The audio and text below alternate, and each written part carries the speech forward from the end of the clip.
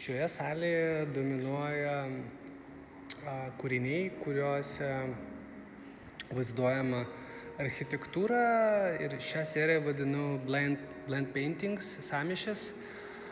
Taip pat yra keli kūriniai sukurti realistinėje manieroje, kuriuose taip pat pastebėsite architektūros fragmentus bei gatvės.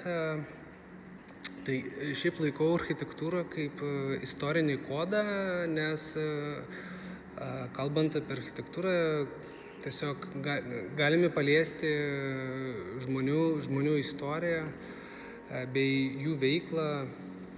O pačiuose Blend Paintings darbuose naudoju fragmentuotą koliažo principų sukurtas neegzistuojančias vietas ir tuose darbuose bandau sukurti savo kažkokią tai gatvę, aikštę, kuri neegzistuoja realiam gyvenime, bet patys atskiri fragmentai pasiimti iš realių Europos miestų.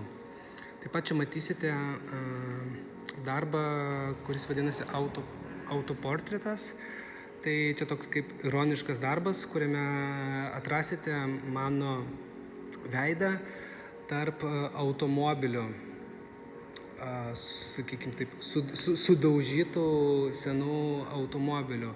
Tai čia toks lyg ir paironizavimas iš pačio žodžio prasmės autoportrait, menininko portretas tarp automobilių. Taip pat viename iš darbų siūlau atrasti durų akutę,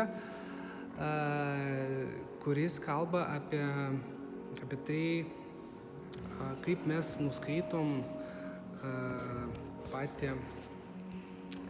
patį vaizdą ir kas su juo atsitinka, jeigu jame atsiranda kažkoks tai pašalinis objektas, kuris gali pakeisti jo prasme. Ir šis darbas vadinasi šios pusės vaizdas, kuris mums lyg ir sako, kad už šio vaizdo kažkas yra dar daugiau negu priešais jūsų priešais akis.